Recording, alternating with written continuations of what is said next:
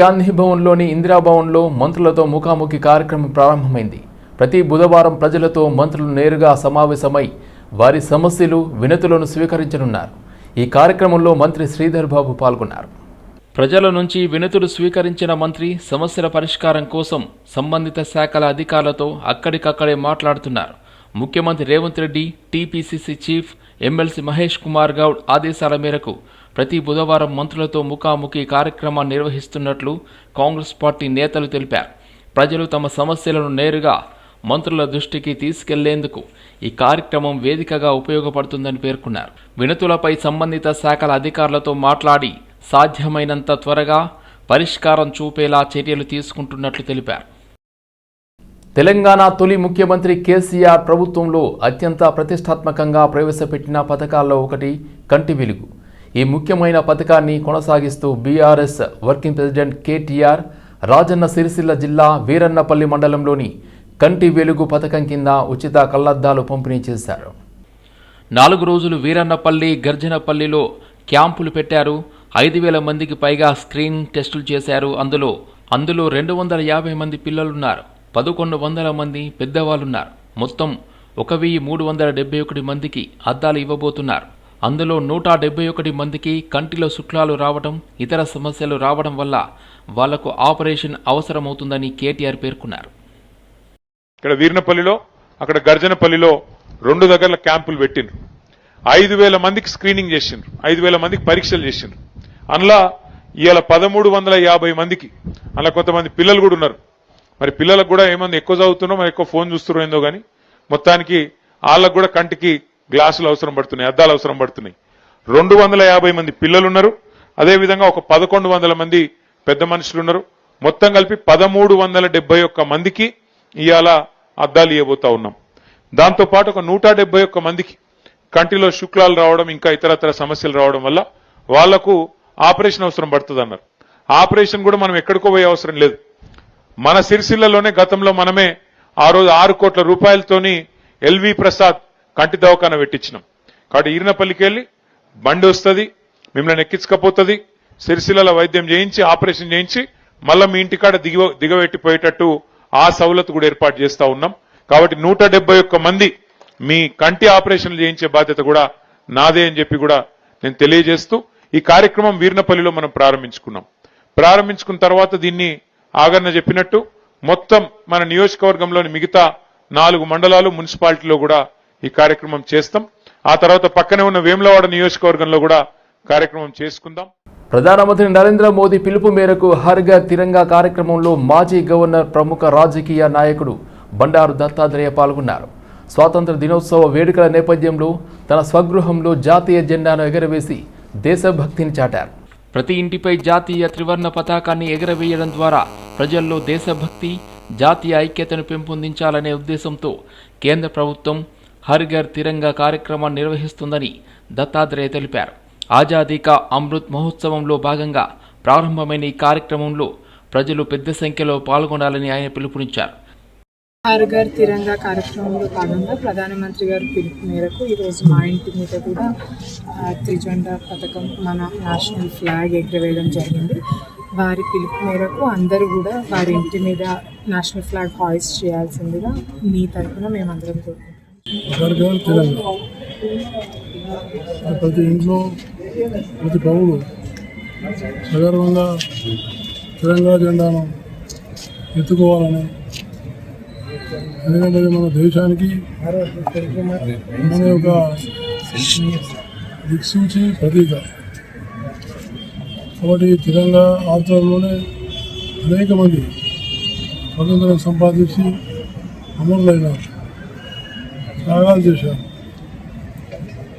ఆనాడు బ్రిటిష్ వాళ్ళని పాల్గొనాలని మహాత్మా గాంధీ, సర్దార్ వల్లభాయ్ పటేల్, పండిత్ జవహర్లాల్ నెహ్రూ, శ్యామప్రసాద్ ముఖర్జీ లాంటి అనేక మంది దేశభక్తులు ప్రాణాలు అర్పించారు.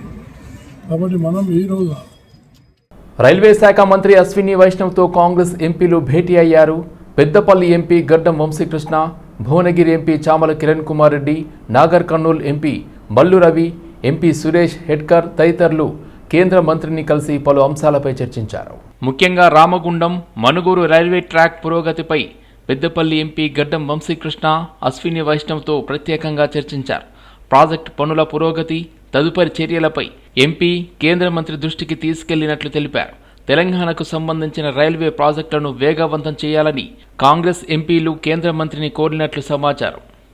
రామగుండం మనుగూరు రైల్వే ట్రాక్ ఏదైతే 4,000 కోట్లతోటి ఇన్వెస్ట్మెంట్ తోటి ట్రాక్ వేద్దామని చెప్పి ప్రపోజల్ ఉండేనో దాని మీద వివరాలు అడగడం జరిగింది. మంత్రి గారు కూడా పాజిటివ్గా స్పందించినారు. ఈ ట్రాక్ మీద పనులు వేగంగా జరుగుతున్నాయి, అది ఆన్ గ్రౌండ్ కూడా కనిపిస్తుంది అని చెప్పి వారు చెప్పడం జరిగింది. అదేవిధంగా సతీష్ కుమార్ గారిని మొన్న కలవడం జరిగింది, రైల్వే బోర్డు గారిని. వారిని కూడా అనేక ఆర్ఓబీజు, ఎఫ్ఓబీజు ఏదైతే శాంక్షన్ అయిందో మంత్రి గారు శాంక్షన్ ఆల్రెడీ ఇచ్చిండ్రు, మేము ఫాలోఅప్ చేసినాం. గత 2 సంవత్సరాలు ఫాలోఅప్ చేసినప్పుడు కూడా అమౌంట్ డిస్బర్స్మెంటు మరి ఇంప్లిమెంటేషన్ కాలేదని చెప్పి వారికి హైలైట్ చేయడం జరిగింది. ప్రమాదం కూడా అయ్యే అవకాశాలు ఉన్నాయి, ఎందుకంటే వాటర్ క్లాగింగ్ కన్స్ట్రక్షన్ ఏరియాస్లో ఉన్నది. మళ్ళీ Peddapalli, Ramagundam, Mancherial railway station upgrades మీద కూడా వారితో మాట్లాడడం జరిగింది. ఇవన్నీ మన పెద్దపల్లి, మంచిర్యాల డిస్ట్రిక్ట్లలో ఇన్ఫ్రాస్ట్రక్చర్ డెవలప్మెంట్ పనులు అయ్యేటట్టు కృషి చేస్తున్నామని చెప్పి మళ్ళొకసారి ప్రజలందరికీ. బీఆర్ఎస్ వర్కింగ్ ప్రెసిడెంట్ కేటీఆర్పై భువనగిరి ఎంపీ చామల కిరణ్ కుమార్ రెడ్డి తీవ్ర స్థాయిలో విమర్శలు గుప్పించారు. తన కుటుంబం తప్ప ఎవరూ బాగుపడకూడదనే ఆలోచన కేటీఆర్కు ఉందని ఆరోపించారు. తెలంగాణ ఉద్యమ సమయంలో తన కుటుంబ సభ్యులు ఎవరు రాజకీయాల్లోకి రారని కేసీఆర్ చెప్పారని గుర్తు చేశారు. కేటీఆర్ గారు ఎవ్వరూ ఏమీ చేసుకోవద్దు, మీ కుటుంబం తప్ప ఏ కుటుంబం బాగుపడొద్దు. మీ నాయన కేసీఆర్ గతంలో మీకు గుర్తుకుందో లేదో మరి గుర్తు చేయాల్సిన పరిస్థితి ప్రతిసారి వస్తుంది. మీరందరూ అమెరికాలలో ఉద్యోగాలు చేసుకుంటారు అని చెప్పి రాజకీయాలలో మా పిల్లలకు ఎవ్వరికి కూడా ఇంట్రెస్ట్ లేదు, నాకు కూడా ముఖ్యమంత్రి ఇంట్రెస్ట్ లేదని చెప్పి ముఖ్యమంత్రి పదవి తీసుకుంటూ మీ అందరిని పిలిచి ఉద్యోగాలు ఇచ్చుకుంటా ఆయన దగ్గర. మంత్రి పదవులు, రాజ్యసభలు, లోక్సభలు, ఎమ్మెల్సీలు మీ కుటుంబంలోనే అన్ని. 1600 మంది బలిదానాల మీద వచ్చిన తెలంగాణలో ఎవడు బాగుపడ్డాడంటే మీ 5గురే భయపడరు, మీ ఇంట్లో బాగుపడరు. ఇప్పుడు అధికారం కోల్పోయినాక ఎవడు బాగుపడొద్దనే ఆలోచనలు ఉన్నట్టున్నారు మీరు. ఎందుకంటే ఇప్పుడు రేవంత్ రెడ్డి గారి సోదరులు 5గురు, వాళ్ళు సోదరులు. మరి వాళ్ళ ఇళ్లలో మీ ఇంట్లో లెక్క మరి ఆయన కూడా ఎందరిని ఎంపీలు, ఎమ్మెల్సీలు, మంత్రి పదవులు ఇచ్చుకోవచ్చు కదా. ఆయన నిజంగానే ఆ కుటుంబాన్ని మీ కుటుంబం లెక్క దండుకొని దాచుకునే అటువంటి ఆలోచన ఉంటే ఆయన కూడా వాళ్ళని చిన్న చిన్న కంపెనీలు పెట్టుకొని భూములు తీసుకొని చిన్న కంపెనీలలో పనిచేసుకోనో లేకపోతే ఒక కంపెనీని ఎస్టాబ్లిష్ చేయాలని కొత్త కంపెనీ పెట్టుకొని కొంచెం తక్కువ పెట్టుబడితోటి ఒక భూమిని అప్లై చేసుకుంటే ఇంత రాద్ధాంతం చేస్తున్నారు మీరు. అసలు మీకు ఏం సంబంధం అని ఉద్యమంతో వచ్చి మీరు రాష్ట్రాన్ని ఏలి దండుకుర్రు కేటీఆర్. మీ హయాంలో ఎన్నెన్ని భూములు కేటాయించారు, మీ హయాంలో ఏ రేట్లకు భూములు ఇచ్చారో నిన్న శ్రీధర్ బాబు గారు క్లియర్ గా చెప్పిండు కదా. తెలంగాణ ప్రజలు అర్థం చేసుకోవాలి. ఇప్పుడు మీరు హైదరాబాద్ రాయదుర్గంలో విలువైన ప్రభుత్వ భూముల కేటాయింపుపై బీఆర్ఎస్ ఎమ్మెల్సీ దాసోజు శ్రవణ్ సంచలన ఆరోపణలు చేశారు. రాయదుర్గంలో సుమారు 1,700 కోట్ల విలువైన 7 ఎకరాల భూమిని ఏక్తామాల్ నిర్మాణం పేరుతో ఎలాంటి టెండర్లు లేకుండా ప్రైవేట్ సంస్థలకు కట్టబెట్టారని ఆయన ఆరోపించారు.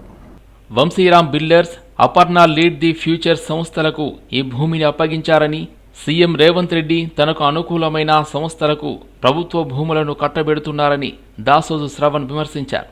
అత్త సొమ్ము అల్లుడు దానం చేసినట్లు ప్రభుత్వ ఆస్తులను ప్రైవేటు సంస్థలకు అప్పగిస్తున్నారని ఆయన తీవ్రస్థాయిలో వ్యాఖ్యలు చేశారు.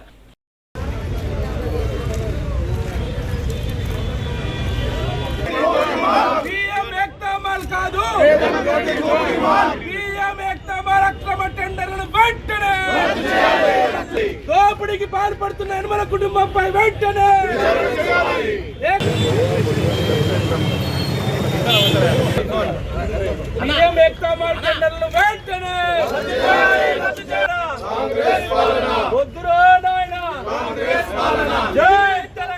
ప్రత్యేక అవసరాలు కలిగిన విద్యార్థులకు విద్య, నైపుణ్య శిక్షణ అందిస్తూ వారి భవిష్యత్తుకు బాటలు వేస్తున్న ఉపాధ్యాయులు, స్వచ్ఛంద సంస్థలు, సేవా సంస్థలను ప్రభుత్వం గుర్తించి మరింత ప్రోత్సహించాలని ఎమ్మెల్సీ మధుసూదనాచారి కోరారు.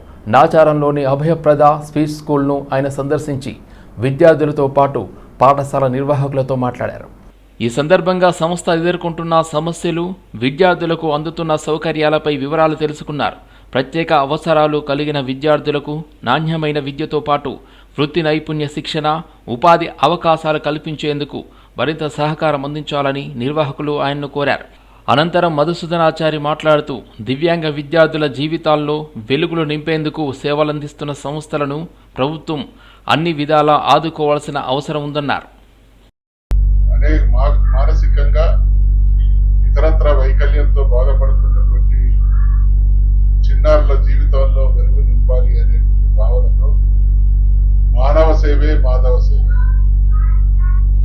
అనేటువంటి స్ఫూర్తికి నిదర్శనంగా ఈ రోజు ఉన్నటువంటి పోటీ ప్రపంచంలో ప్రతి మనిషి డబ్బు సంపాదించడం, స్వార్థానికి విశృంఖలత్వాన్ని కల్పించుకున్నటువంటి పరిస్థితుల్లో దానికి భిన్నంగా సభ్య సమాజంలో అనేక రకాలైనటువంటి రుగ్మతలతో ఉన్నటువంటి ఈ చిన్నారులను చేరదీయాలి, వాళ్ళ జీవితాల్లో వెలుగు నింపాలి, వాళ్ళు కూడా ప్రయోజకులుగా తయారు కావాలి.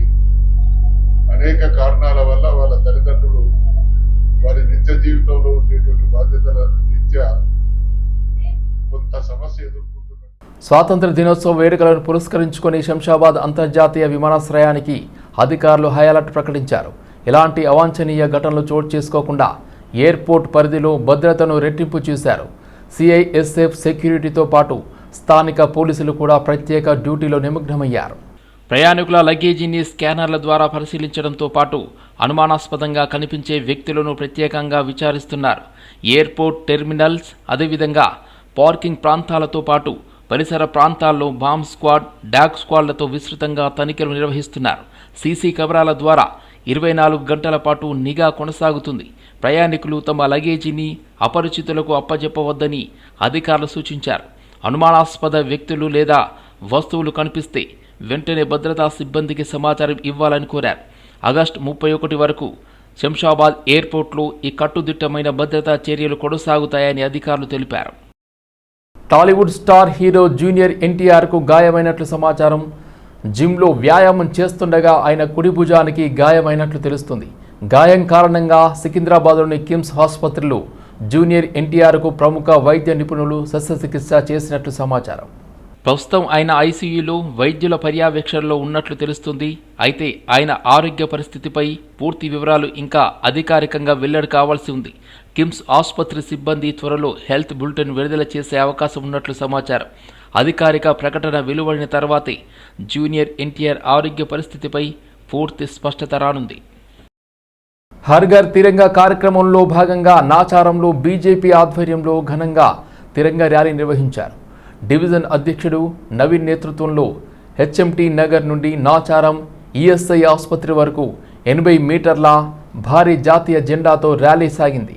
రాష్ట్ర హర్ ఘర్ తిరంగా కన్వీనర్ శిల్పారెడ్డి, ఎస్టీ మోర్చా రాష్ట్ర అధ్యక్షుడు రవి నాయక్ ముఖ్య అతిథులుగా హాజరయ్యారు. ఈ సందర్భంగా శిల్పారెడ్డి మాట్లాడుతూ ప్రతి భారతీయుడు తన ఇంటిపై జాతీయ జెండాను ఎగరవేసి దేశభక్తిని చాటుకోవాలని పిలుపునిచ్చారు. హర్ ఘర్ తిరంగా, ఘర్ ఘర్ తిరంగా, మన్ మన్ తిరంగా నినాదంతో కార్యక్రమం కొనసాగింది.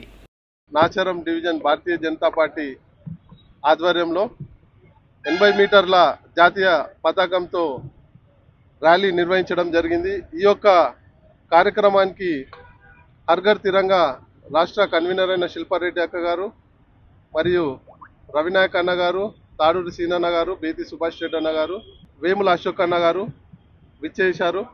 ఈ యొక్క కార్యక్రమానికి విచ్చేసిన ప్రతి ఒక్కరికి పేరు పేరున ధన్యవాదాలు.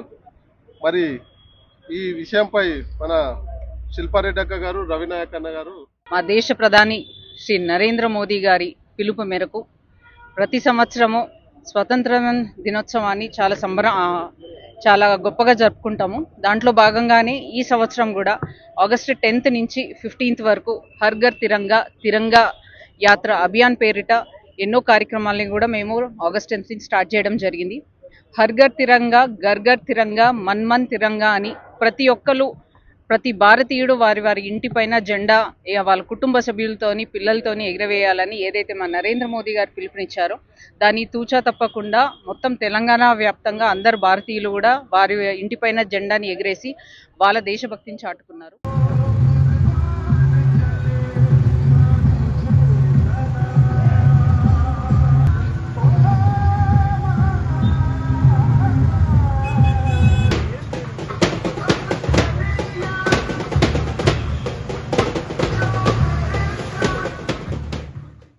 మేడ్చల్ మల్కాజ్గిరి అల్వాల్ మండల ఆర్యవైశ్య సంఘం ఆధ్వర్యంలో అమావాస్య సందర్భంగా 18వ నెల భక్తులకు అన్నప్రసాద వితరణ కార్యక్రమాన్ని ఘనంగా నిర్వహించారు. ప్రతి అమావాస్య రోజున నిర్వహించే ఈ సేవా కార్యక్రమంలో పెద్ద సంఖ్యలో భక్తులు, నిరుపేదలు పాల్గొని అన్నప్రసాదాన్ని స్వీకరించారు. సమాజ సేవే పరమధర్మం అనే లక్ష్యంతో సంఘం సభ్యులు స్వయంగా భోజనం వడ్డిస్తూ సేవాభావాన్ని చాటుకున్నారు. అల్వాల్ ప్రాంతం అయిన మా ఆర్యవైశ్యులు ఆరుగురము ఈ కార్యక్రమాన్ని ముందుకు తీసుకోవాలన్న ఆలోచన మాకు 2 సంవత్సరాల క్రిందనే వచ్చింది. కావున ఇది ఆ ప్రకారంగా ముందుకు పోతా ఉంది. ఈ 6 సభ్యులలో ఆర్యవైశ్య స్నేహిత సభ్యులలో కడక వెంకటేష్, అయితే సత్యం గారు, అమర బాలేష్ గారు. ఈ నెల అమావాస్య అన్నప్రసాదం అన్నదానం అందరికీ చేయాలని అనుకున్నాము. మేము 6 మంది సభ్యులతో ప్రతి నెల ఇలాగే నిర్విఘ్నంగా కొనసాగాలని కోరుకుంటున్నాను. దాని కొరకు మేము 6 మంది శాశక్తులా ప్రయత్నిస్తామని, అల్వాల్ ఆర్యవైశ్యులందరూ ఐక్యతతో ఒకే వేదికపైకి వచ్చి చేయాలని నేను మనస్ఫూర్తిగా కోరుకుంటున్నాను. ఈరోజు అమావాస్య అమావాస్య సందర్భంగా అన్నప్రసాదం తీసుకున్నాము. ఇంకా ముందుకు ఇలాగే కొనసాగాలని, అందరి సహాయాలు ఉండాలని కోరుతూ మనస్ఫూర్తిగా కోరుకుంటున్నాము. అందరూ మంచిగా ఉండాలి, అందులో మనం ఉండాలి. ఈ అన్నదాన కార్యక్రమం 18వ నెల జరుగుతూ ఉన్నది. ఈ కార్యక్రమంకు 6 సభ్యులతో నేను కూడా ప్రమాణ స్వీకారం చేస్తూ ఉన్నాను. ఈ కమిటీ ఇలాగే సహకరించి అందరికీ అన్నదానం ప్రసాదము సహకరిస్తామని ఆర్యవైశ్య సంఘం తరఫున నేను కూడా ప్రమాణ స్వీకారం చేస్తూ ఉన్నాను. ఇది 300 నుంచి 400 అయింది. 500 మందికి ప్రసాదం పెడతా ఉన్నాము ప్రతి నెల.